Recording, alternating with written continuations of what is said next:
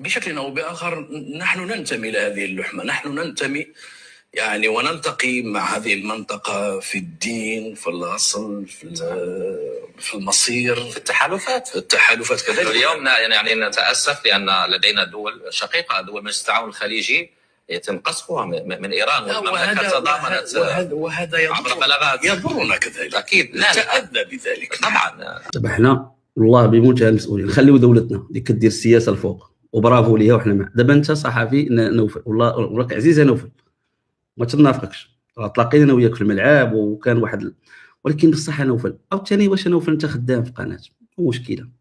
يعني القصف، هل كان القصف فقط على القواعد الامريكيه في ايران؟ الم تقصف ايران؟ هذا هو المعيار اللي بغينا نعرفه.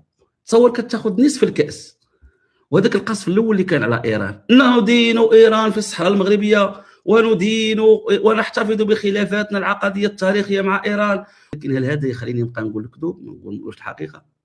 عندي مشكل مع ايران سياسي، او لا عندي مشكل مع ايران تاريخي في العقائد، او لا وانا جيد هذه الفكره المغالطه. لنفترض واش انا شفت واحد امريكاني واسرائيلي ارسل الصواريخ على ايران، وانا بان لي عيني يتفتحوا عامل شفت ايران ردت على القواعد والضربه الاولى؟